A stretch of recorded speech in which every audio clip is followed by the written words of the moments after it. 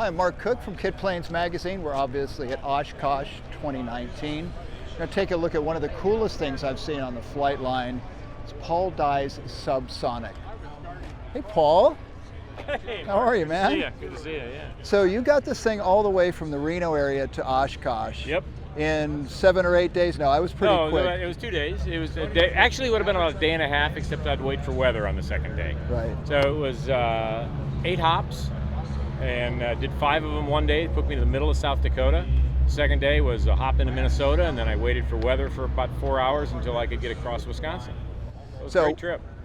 So with that many hops, it sounds like the airplane I know is pretty fast. It obviously doesn't stay aloft very long. No, that's right. Each hop's about an hour and 20 minutes, and then you spend about 20 to 30 minutes on the ground fueling and the like. So you don't have to worry about going to the bathroom. I mean, you're going to be on the ground very, very fast.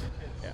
Plus, looking at the cockpit, there's no way to go to the bathroom. There's no way to do that anyways. That's exactly right. It seems like a really tight, comfortable fit. How is it? It is. The airplane fits you like a glove. You can almost hear yourself click as you settle into the seat. It just fits that well. Did you do anything to make it specifically comfortable for you, or is this kind of how it comes? To be honest, this is really a stock cockpit. I was really surprised that the rudder pedals have a forward and aft and a middle position, and I have them all the way aft, and I'm not a short guy, I'm just an average guy. I think a 6'2" person could easily fly this thing. Why don't you show me the cockpit? I want to see what's going on here. So I'll open her up here. By the way, the canopy is one of the nicest things. It's all done when you get the kit. So this is pure stock, pretty much, for the airplane. I've done a few little things. We put a pistol grip on the throttle, so we've got a nice throttle quadrant here. It's a nice grip for the hand. We've got a side stick controller, your typical pitch and roll. You'll notice that there isn't a whole lot of travel in roll. And then rudder pedals, like all airplanes. This is the handbrake, so this brakes both wheels at the same time. We have nose wheel steering, but no differential braking. The engine panel, EFIS, and just a few switches, mostly for lighting. So I assume this is a VFR-only vehicle. Yeah, it's a VFR-only vehicle. So we don't have the electrical power from the engine to power real IFR avionics. Like any modern GPS EFIS-equipped airplane, if you got stuck on top, you could probably figure a way down. That's fair. Now, obviously, for efficiency's sake, you want to be as high as you can, as often as you can. Yeah, absolutely. So we're looking at 17,500 feet eastbound and 16,500 westbound as our basic flight planning parameters. Now, if you're westbound and you got horrendous headwinds, you may decide to go lower, but you're going to burn a lot more gas doing that. In that way, it's a kind of a typical turbine that the fuel consumption varies pretty wildly from high to low. That's exactly right. I ended up making the final leg here into the Wisconsin area at 3,000 feet, which is lower than I've ever flown the jet because I live at 4,500, and it was really impressive watching the fuel flow. About how much fuel flow at that time? At that time, it was about 25 gallons an hour. Normal cruise is about 18. And it carries how much fuel? 40 gallons. Not a lot of endurance. Not a lot of endurance. In 2 hours, you're a glider with this airplane. All right, well, let's walk around and take a look at the engine. You bet. Fascinating power plant.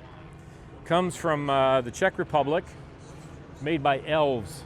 I'll tell you, it's one of the most beautiful pieces of machining I've ever seen. We'll take the plugs out here. So it's a little 257 pound thrust engine at full throttle. It's full FADEC, which means fully computerized. The throttle is basically the only control. Once you've turned power on, you take the throttle out of stop, take it to run, it starts.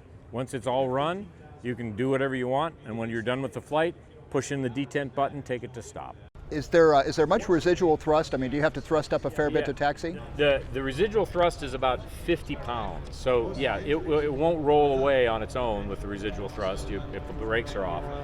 And you go to about 70% RPM and it'll break free and it'll start rolling on level ground. Yeah. So this location obviously is chosen to keep the airplane as simple as possible. It is there because it's really, really simple. And that drove the choice of a V-tail as well. Now, what this does, the downside of this is being mounted this high, you get a lot of pitch reaction with thrust. So the more thrust, when you add thrust, it wants to pitch down. When you pull power off, it wants to pitch up. Once you learn that, you anticipate it. So the rest of the airplane is kind of, I won't say garden variety Sonex, but I mean it's typical Sonex construction. Yes, it's actually very typical Sonex construction. I'm building a Xenos motor glider, which is also a Sonex kit. This is probably about twice as beefy, if you will, with thicker skins, closer rivet spacing. It's a little more solid airplane, given the speeds that it's going to go, but otherwise it's really typical Sonex. Now I noticed something right here. This obviously is a different kind of, what's going on with this panel? Yeah, this panel is a blowout panel for the ballistic recovery chute. So this set of screws are actually, those are nylon, and they will fracture when the rocket fires. If you were to pull the handle in the cockpit, a rocket fires, drags the parachute out, the whole airplane comes down on the chute. And we do that because there's no room in the cockpit for a personal parachute. That makes total sense. Yep. Now, it's a pretty compact airplane. It looks relatively short coupled. What does it handle like? It's very quick response in pitch. It's fairly light. Almost everybody's ends up very close to aft CG just with the configuration. So that makes the pitch fairly light. Roll is a little heavier just because you've got that, you don't have any leverage on that side stick, right? And yaw is typical V-tail yaw. It's stable. If you get a disturbance, you get a little bit of tail wag, and then it settles down. That sounds great for what is really a small airplane. So what's the empty weight and what's the gross? Empty weight of this airplane is 550 pounds. Gross weight, max gross, is 1,000 pounds. So with myself and full fuel, I'm 5 pounds below max gross. And that's assuming that I have just my toothbrush with me. On a trip, you can carry the chargers for your phone and your iPad and a credit card, and the credit card will buy you anything you need in the United States. That's true. So, one last thing. This paint job is amazing. Tell me the inspiration and who did this. Okay, so the paint was initially inspired by a paint job that we did on my RV-8. So it has very similar lines and the same colors. That was my initial design. Then I had John Starr, who's an outstanding airbrush artist from Eugene, Oregon, do the execution. And John actually showed up at my shop. The airplane was bare aluminum, finished, ready to fly, and we scuffed it and painted it and finished it in 7 days. That's amazing, and the quality of the work, it's a little hard to see on camera. It's absolutely stunning. Yeah, it really is stunning. The insignia you see here is the NASA Flight Director insignia. I was a flight director for the human spaceflight program for years, and the only ones of us that are allowed to use this are those of us who've been in charge of space missions. So you'll see it repeated in several places on the airplane, as well as very large on the belly. I think we have some shots we could go to that are probably pretty cool. Well, I appreciate the tour around. Now, you built this airplane over what period of time? Amazingly enough, this took about 3 months. So I figure 85 days from opening the boxes to getting ready for the airworthiness certificate. And there was about 10 days in there where we were taking holidays. And those were half days. So it was about 425 hours of work.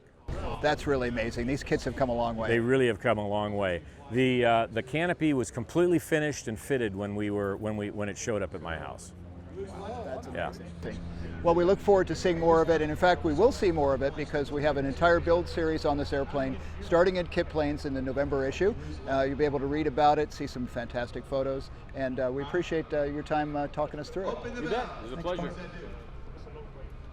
Guten Tag from Aero Friedrichshafen in Germany, and before I go to Oshkosh this year, I'm going to check out Avweb, and you should too.